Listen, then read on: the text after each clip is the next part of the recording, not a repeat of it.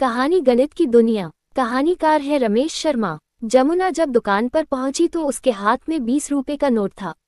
दुकानदार ने जमुना से पूछा, तुम्हें क्या चाहिए बिटिया? दुकानदार से जमुना कहने लगी, मम्मी ने आलू और प्याज दोनों लाने को कहा है।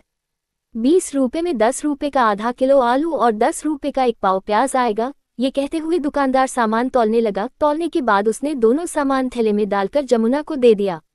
जमुना को थैले का वजन बहुत कम लगा। थैला उठाते हुए जमुना ने दुकानदार की तरफ देखकर कहा, 20 रुपए में इतने ही सामान आएंगे। दुकानदार ने जमुना की तरफ देखकर कहा, हाँ इतने ही आएंगे। दुकान से घर लौटते हुए जमुना को लग रहा था कि दुकानदार ने उसे ठग लिया है। घर लौटकर सामानों का थैला मम्मी को पकड़ाते हुए जमुना कहने लगी, मम्मी कहीं दुकानदार ने मुझे ठग तो नहीं लिया?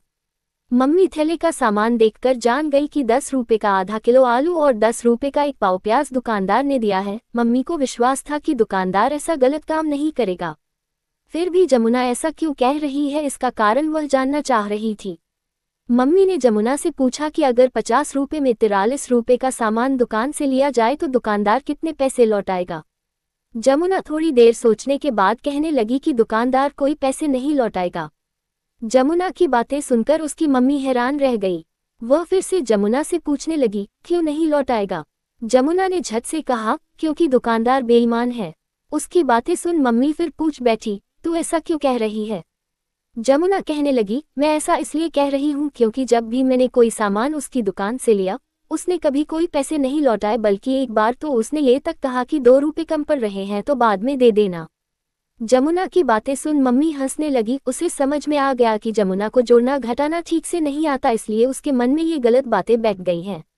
एक दिन मम्मी जमुना को लेकर उसी दुकान पर गई। सामानों की लिस्ट दुकानदार को उसने थमा दिया। सामान निकालने के बाद दुकानदार ने सामानों की लिस्ट में मूल्य दर्शाकर मम्मी को लिस्ट लौटा दिया। लिस्ट में हर एक सामान के सामने उसका मूल्य लिखा हुआ था।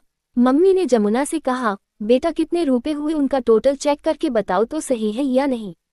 जमुना मूल्य सूची में लिखे गए रुपयों को जोड़ने लगी। कभी वह जोड़कर कहती कि 530 रुपए हुए तो कभी कहती 490। दोनों ही बार के जोड़ दुकानदार की जोड़ से गलत निकले। मम्मी ने फिर एक बार जमुना से जोड़ने को कहा तो उसने एक बार 487 कहा तो दूसरी बार 512 बताया। इस बार भी दोनों जोड़ दुकानदार की जोड़ से मेल नहीं खाए। अंत में मम्मी ने जोड़ लगाया तो पता चला कि दुकानदार ने बिल्कुल सही जोड़ा है। जमुना का हिसाब किताब 4 बार जोड़ने के बाद भी गलत निकला। अचानक जमुना की पुरानी बातें मम्मी को याद आ गईं।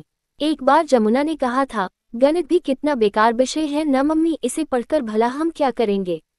घर लौटते वक्त उस बात को याद करते हुए मम्मी ने जमुना को प्यार से समझाया, गणित को रुचि के साथ पढ़ना इसलिए जरूरी है बिटिया क्योंकि उसके बिना हमारा हिसाब किताब हमेशा गलत हो जाता है। जब हिसाब किताब गलत हो जाए तो या तो कोई हमें ठग लेगा या किसी ईमानदार व्यक्ति पर भी हम अविश्वास कर बैठेंगे।